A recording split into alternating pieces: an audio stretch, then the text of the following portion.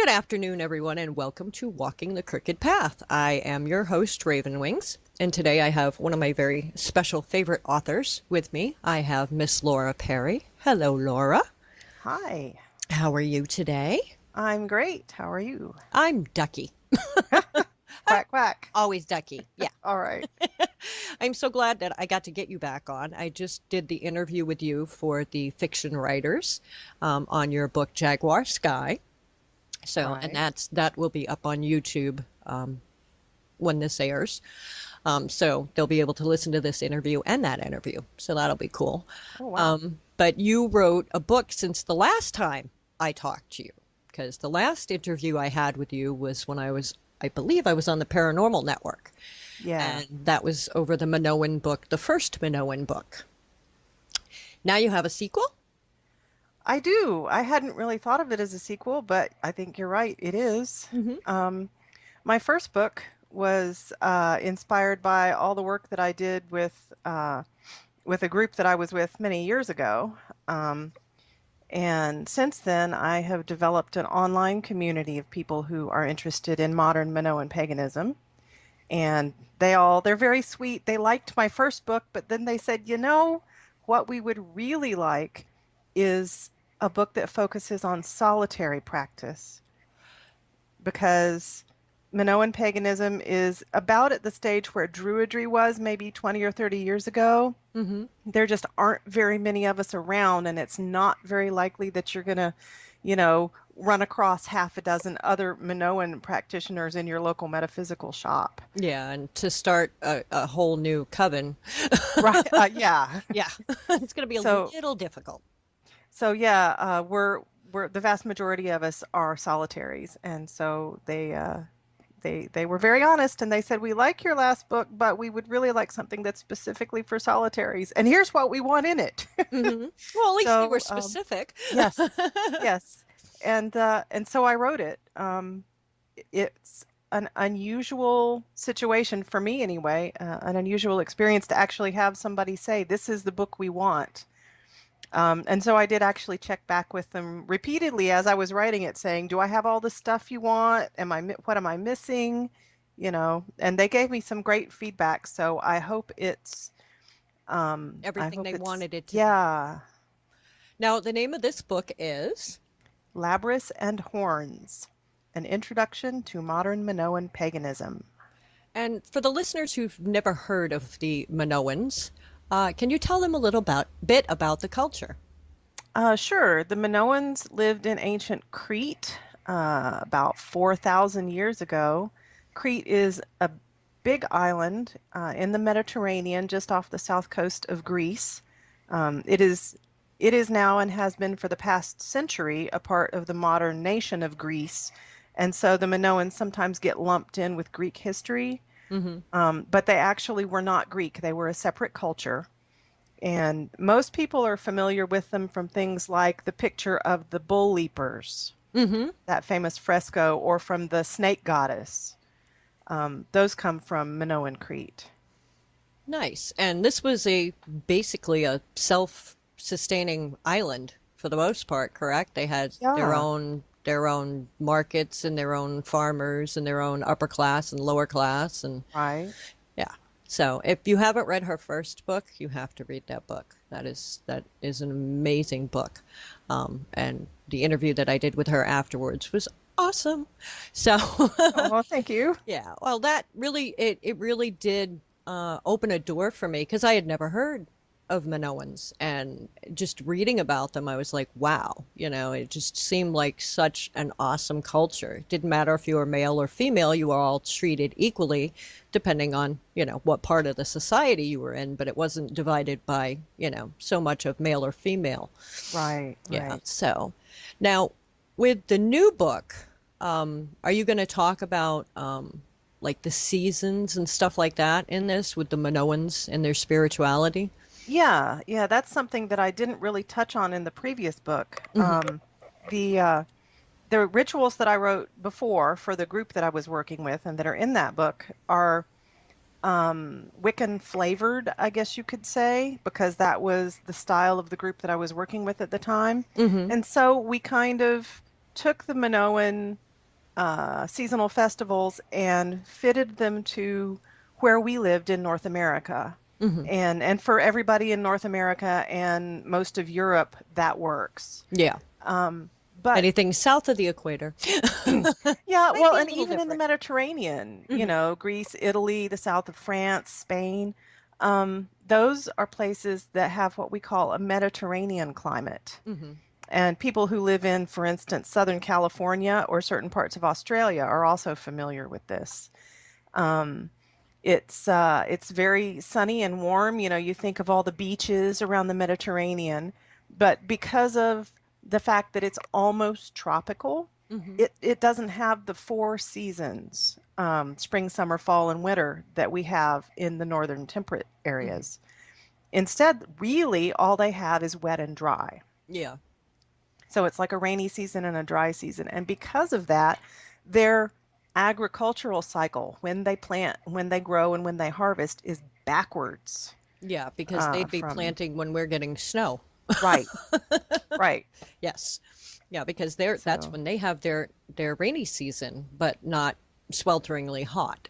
right, right. And the winters are actually mild enough, and that's when the rain comes. So that's actually when their crops grow, all the vegetables and the grains and everything. And then they harvest in the spring. So it's completely backwards from what I'm used to. Hmm. Yep. Um, but Because I normally think here it's we plant in the spring and harvest in the fall. right, right. Yeah, I think it's important, even if you live in a different area, to understand the climate and the seasonal cycles where the Minoans came from. They were world travelers. They were actually quite a wealthy society, and they developed that wealth by trading. They had these really awesome ships, and they went not just all over the Mediterranean, but out into the Atlantic, and they probably went down the west coast of India as well. Mm-hmm. So they were familiar with other climates. They knew that the world wasn't all the same. And And so, I'm sure they got foods from different places too, oh yeah, you yeah, know, to bring over. So I'm sure some of the food there now even was probably not native to that country at the time. yeah, So, because we do that here. We've right, done that in the United States for how long now? You know, we're constantly bringing stuff over here that wasn't here before. right. It's funny because I did an article on herbalism and I did a show on herbalism and people who want to become an herbalist. And I told Cool. everybody the best way to do that, the best way to start is to grab a notebook and a camera and go out in your own neighborhood and take pictures of what's in your own neighborhood and write down the ones you know if you don't know what they are, you know, take a picture so you can look them up online and stuff and figure out which ones are actually native to your area and which things have actually been brought in Yeah. because That is it's an awesome way to learn. yes, and not only that, you get to learn all about, you know, your own climate, your own area, your own things around your own neighborhood. And another good thing to do is your geology and stuff like that of your neighborhood as well.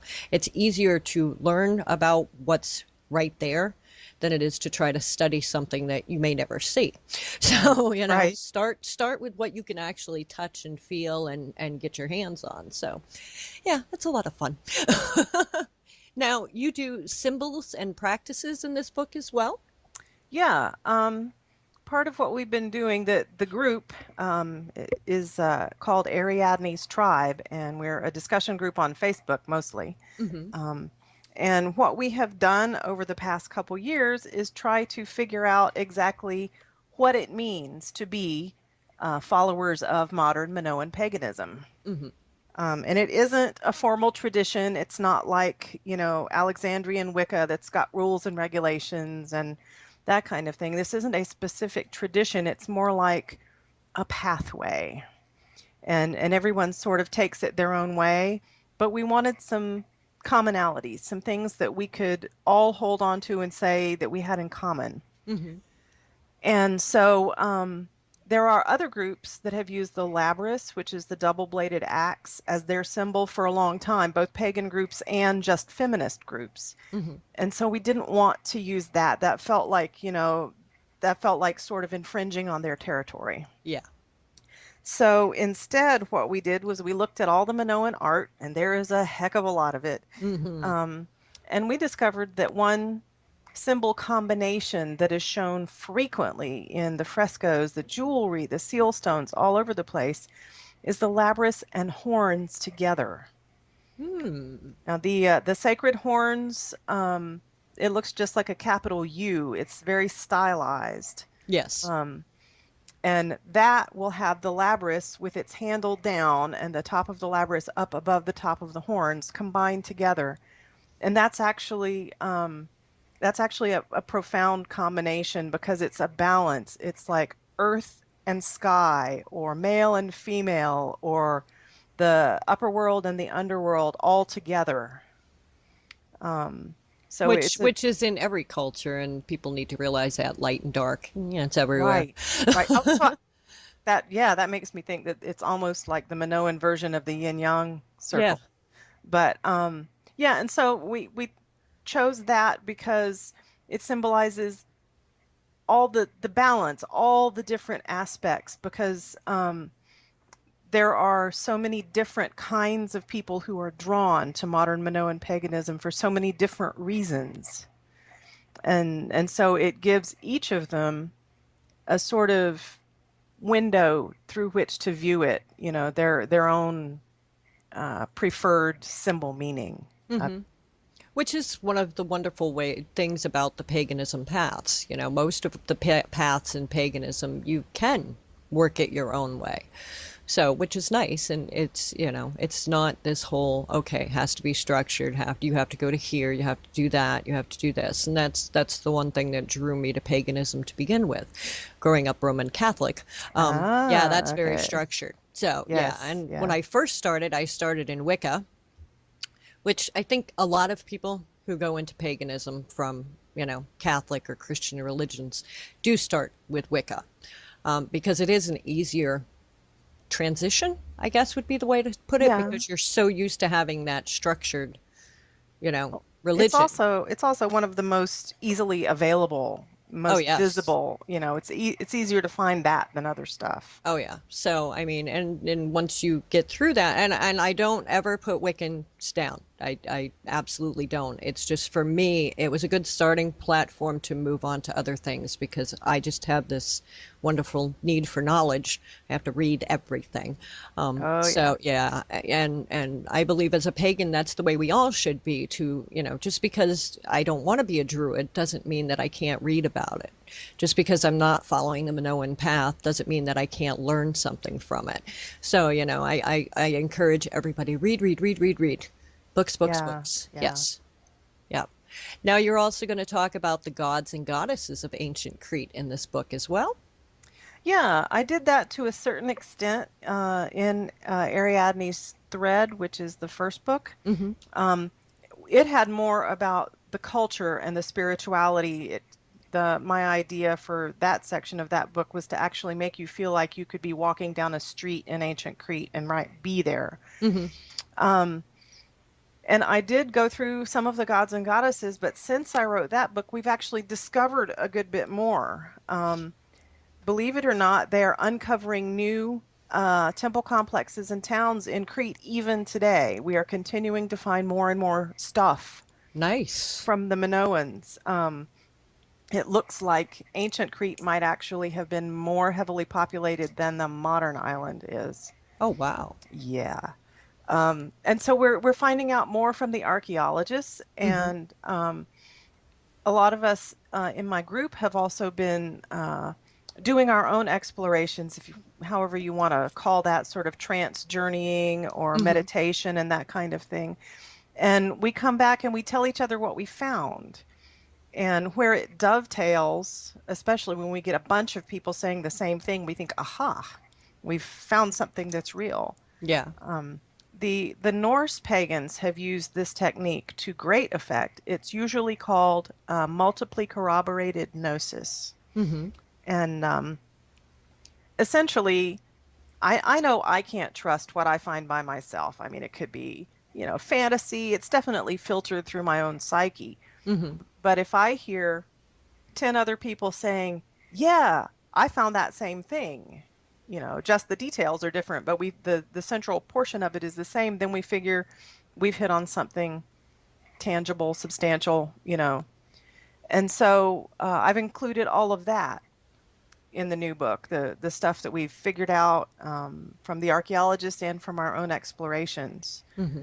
Um, so you get um, a lot of the gods and goddesses are going to be familiar to people from folklore and from Hmm. maybe some mythology they heard in school. So you get Ariadne, the Minotaur, Theseus and the Minotaur. You've probably heard of Oh, yes. those. Theseus did not exist in ancient Crete. The Greeks invented him 1,000 years later. Hmm. But Ariadne and the Minotaur were there. Um, and Rhea, the great mother goddess, Hmm. she was the earth mother of Crete.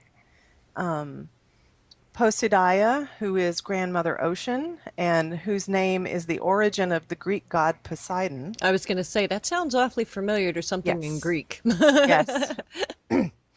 Um, let's see, who else have we got? Oh, there are some that sound very much like they might be the origin of later Greek deities. Like there's the huntress goddess Britomartis. Hmm. Um, she is associated with the moon. She hunts the stag. Do you know any Greek goddess who sounds like that? Yeah, I believe so. Isn't it? Is it Athena?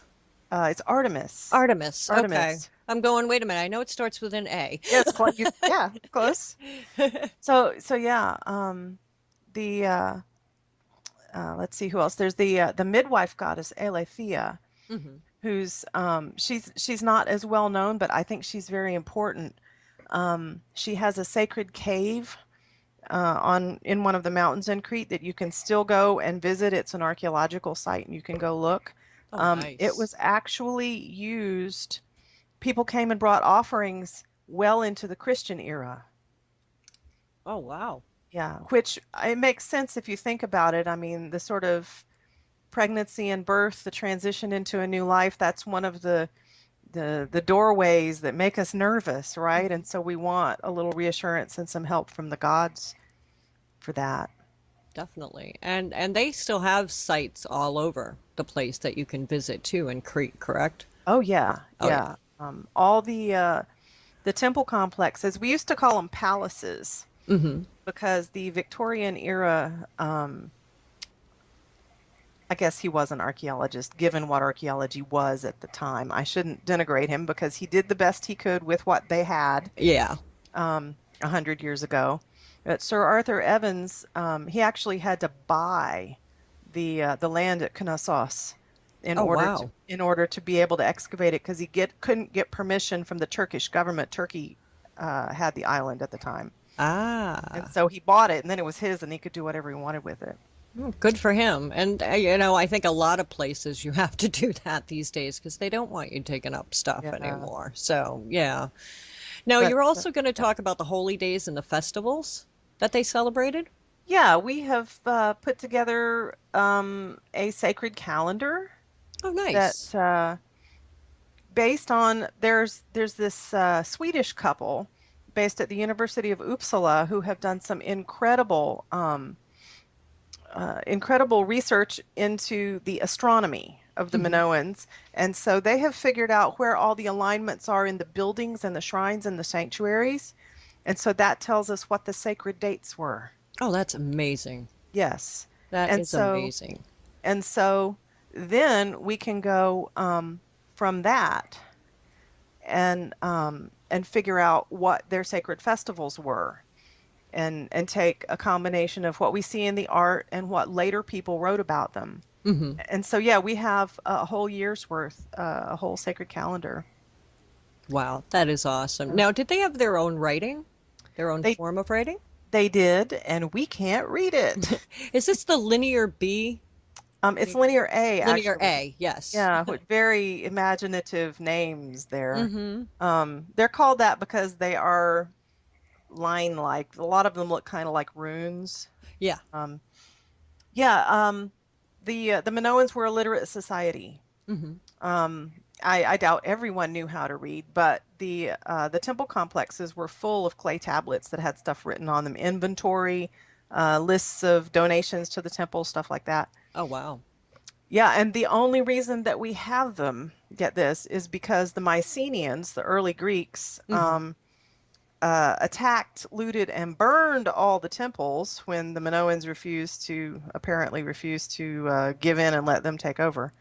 Um, and in that fire, all those clay tablets got fired, and so they were hardened. Yeah, it was almost like putting a clay vase into a kiln and firing Yes, it to make it hard. So yes, yeah. because otherwise they would have crumbled to dust because they were just plain unfired clay. Hmm. But yeah, they had a writing system. They taught the Greeks to write. Ah, and then the Greeks kind of changed it a little bit. Yes, the Greeks took the Linear A alphabet and fitted it somewhat awkwardly to their language because their language, early Greek is apparently very different from whatever the language is that the Minoans spoke. Hmm. And so Linear B is kind of an awkward fit. Hmm. But because it's an early form of Greek, a couple people in the 1950s were able to decipher it. So we can read it now.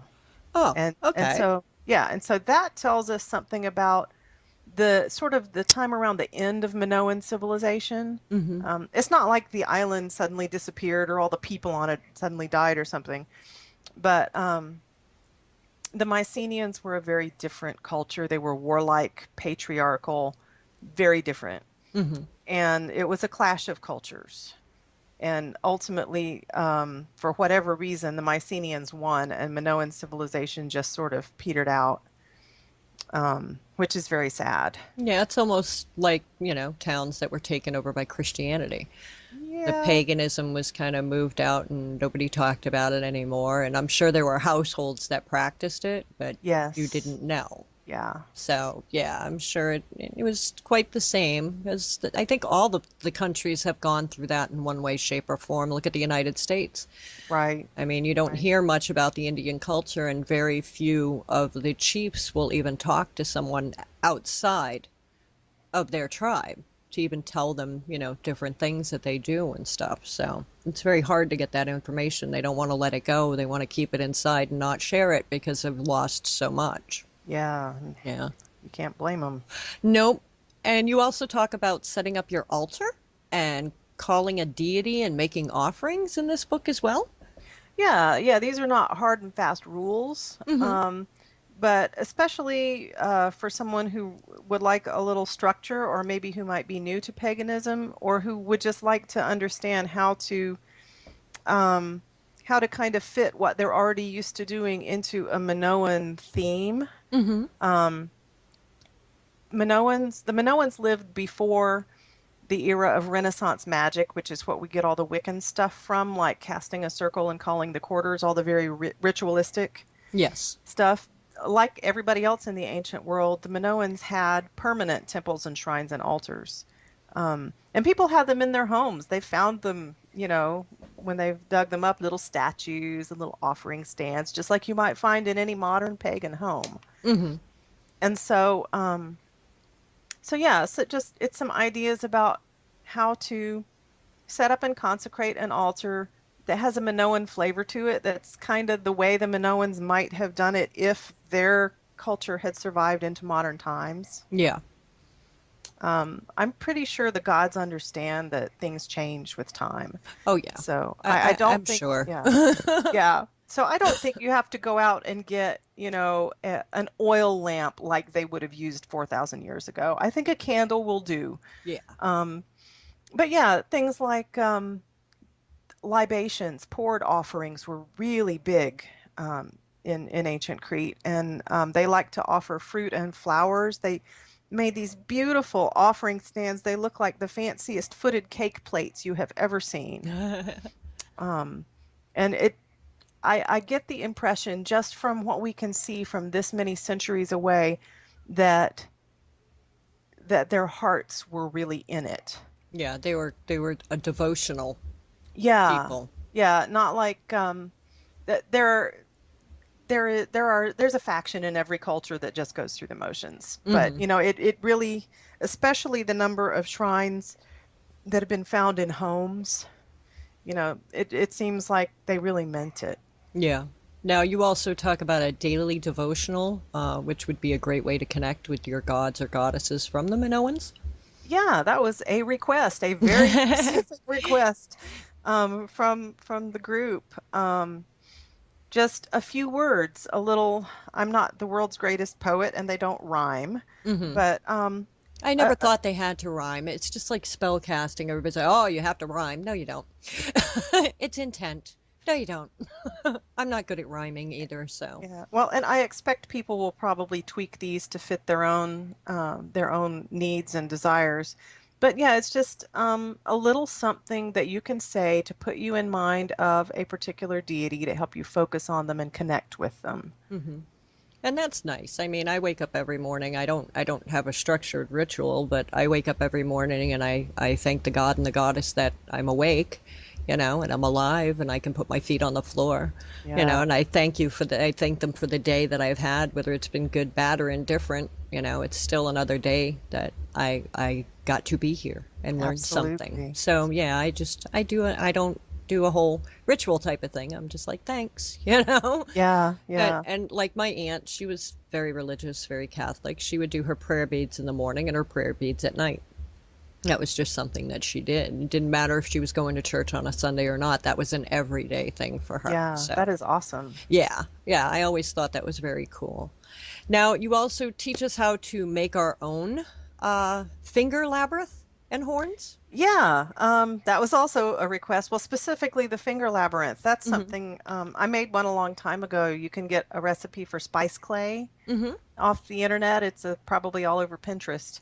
Oh, I'm sure. And I made myself a finger labyrinth because the ones that I could find that I really liked were dreadfully expensive. Oh, yes. And so I made one myself and I posted a picture to the group and everyone was like, "Give us your recipe. How'd you do that?" And so I included it in the book. You don't have to use the spice clay. There are lots of different ways to do it, but having something to physically hold on to, because we don't all have a full-size labyrinth we can Yeah. walk. Yeah. Wishful thinking. Wishful thinking. That would be awesome, though. And on that note, stay tuned, everyone. We will be right back in a few minutes after we listen to some of our wonderful sponsors. Are you a writer or artist? If so, the Pagan Business News Network is looking for you. We are currently seeking writers and artists for the following openings: local, national, and international news, features, product reviews, general advice, parenting and family columns, spiritual and advice columns, astrology and numerology forecasts, body, mind, and spiritual health columns, as well as illustrators and artists. For more information, please go to pbnnewsnetwork.com/submission-guidelines.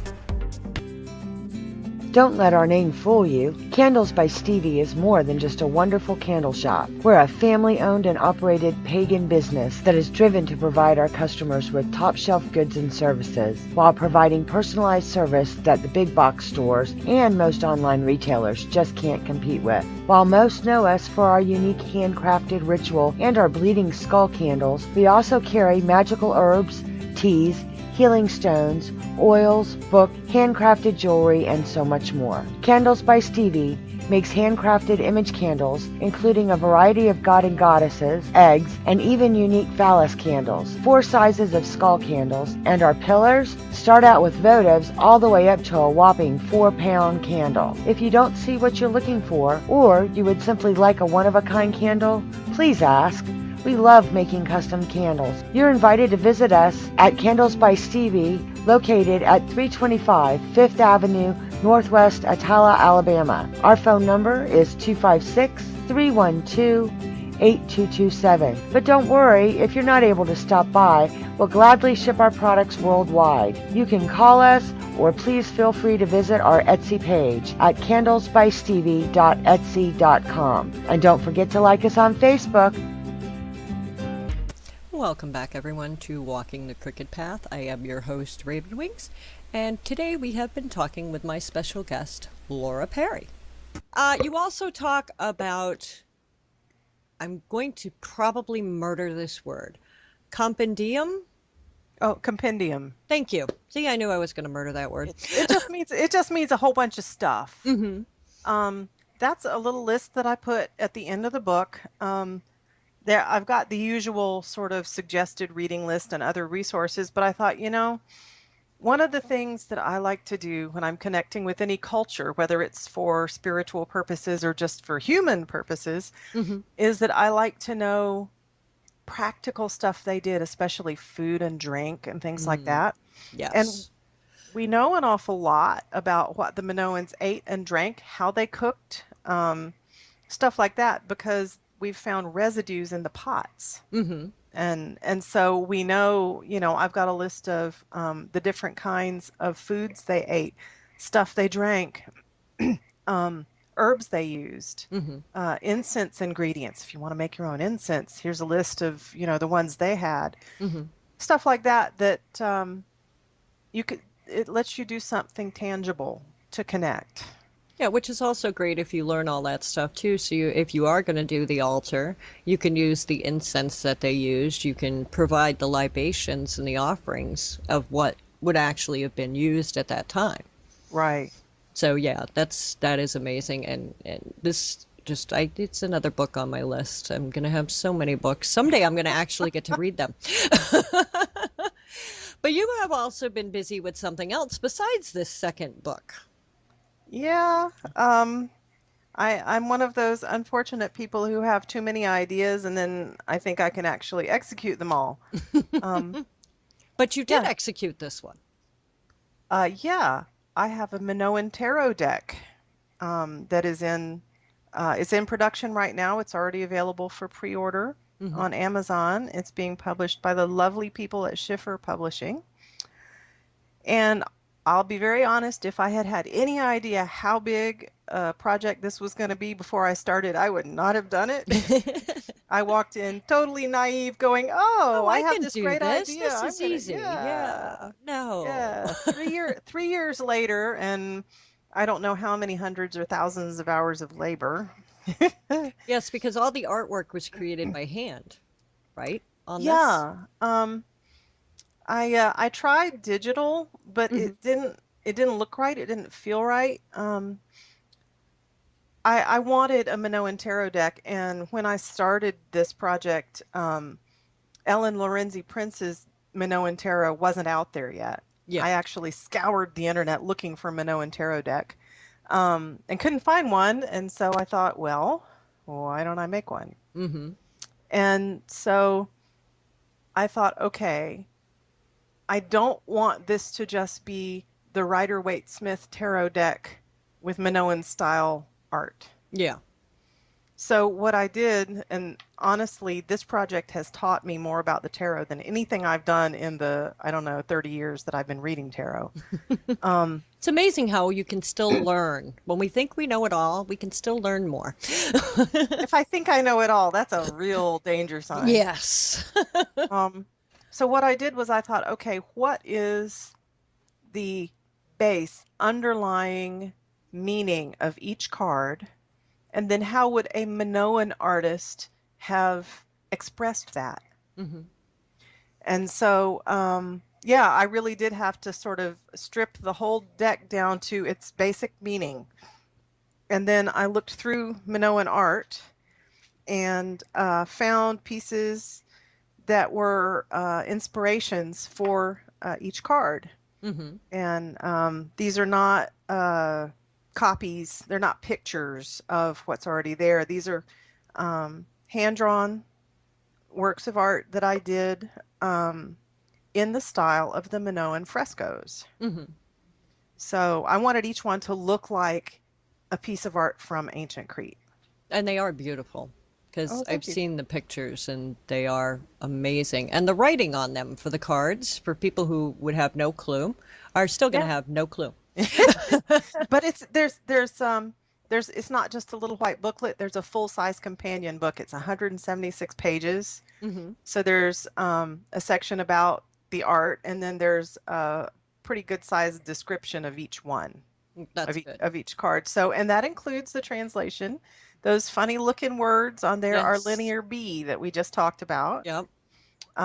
I really, really wanted to use linear A because that was actually the Minoans' language, Yeah. but we don't actually know what it says, and so I didn't want to be slapping random words Yeah, and exactly. phrases Oops, and you on the find out later, cards. oh, that was not what should have been on there. Oh, yes, the Empress. That one says chicken noodle soup. Yeah, Okay, it's like, yeah. oops, that's the wrong one. Yeah, so you're So probably I better use off using the linear B.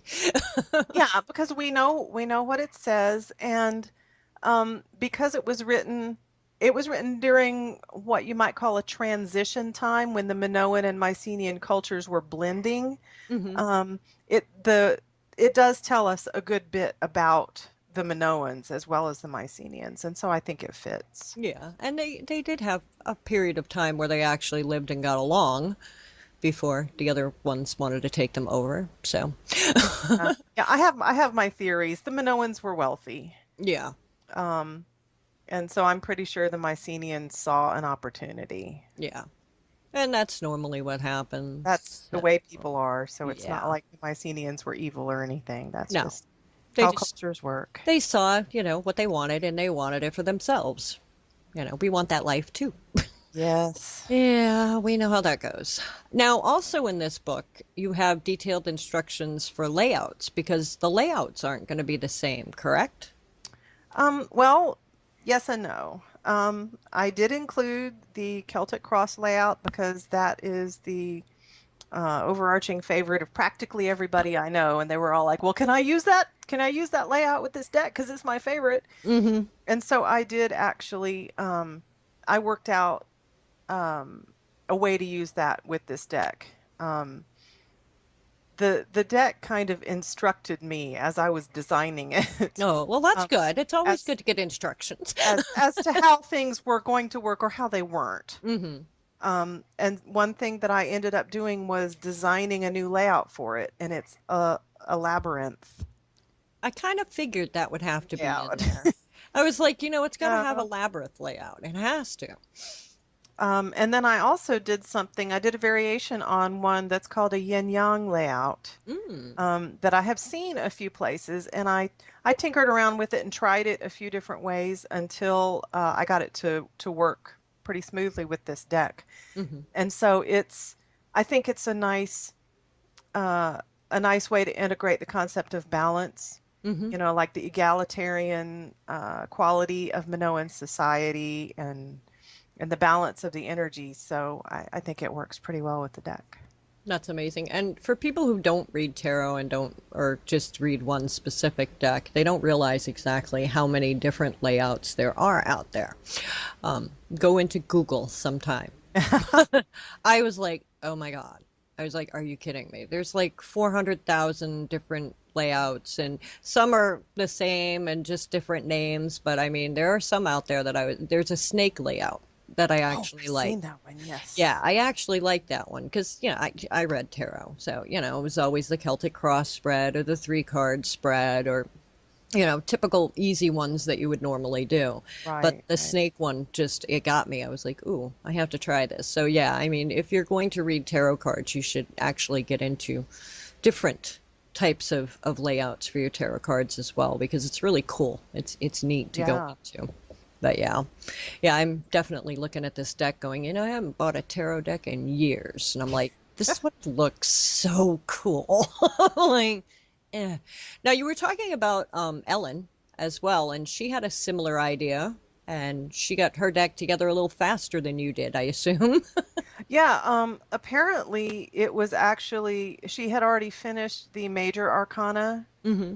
but she hadn't published the deck. I found out later that she was using it in workshops at festivals and things. Ah. And she's a very sweet lady. She actually emailed me when she discovered the my Minoan Tarot website and said, I have a deck out here that I'm about to put out called the Minoan Tarot. I just didn't want to surprise you and make you think I was, taking your idea or whatever. So the two decks are very different. Hmm. Honestly, I think you ought to get both. Oh, okay. Um, Good to know. hers has a different style of art Hmm.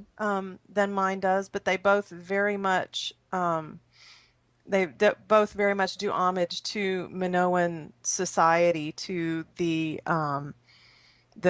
valuation of the feminine in in people and in spirituality and to the concept of cooperation and egalitarianism. Mhm. So, And that is so cool. I love looking at these pictures because I've gone through on your website.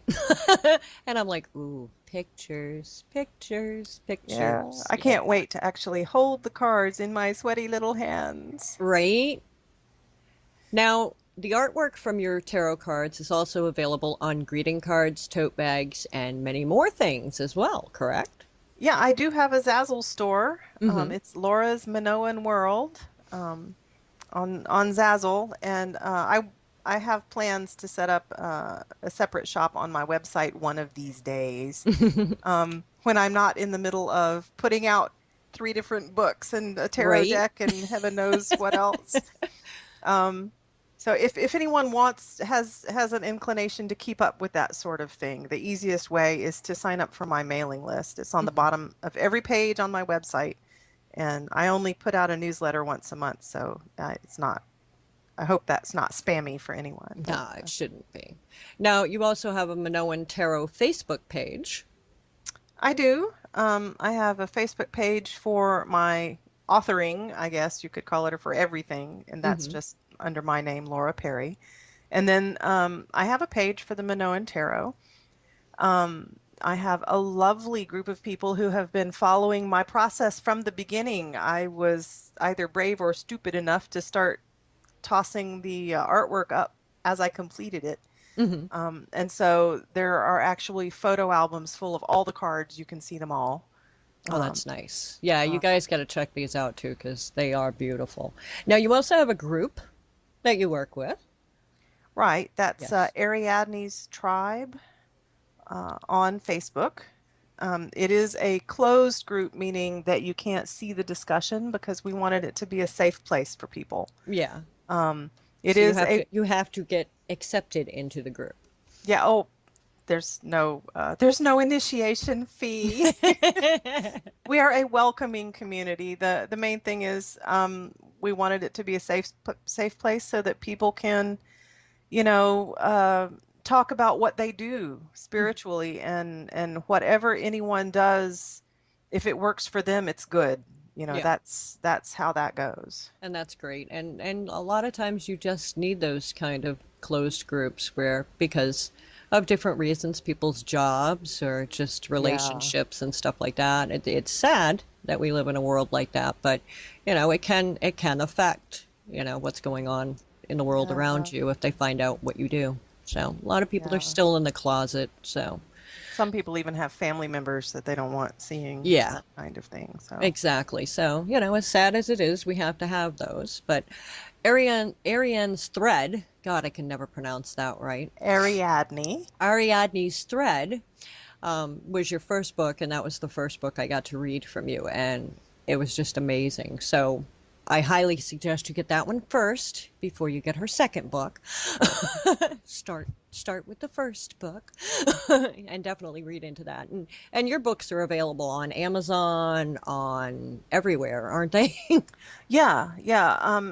And a few metaphysical shops carry them. You can Mhm. always ask your metaphysical shop to order them. Yes, which is Um, the best way to go because it keeps our little shops open. yes, Yeah. yes, Yeah, everybody's so into the whole, order offline thing now that they forget about the little shops.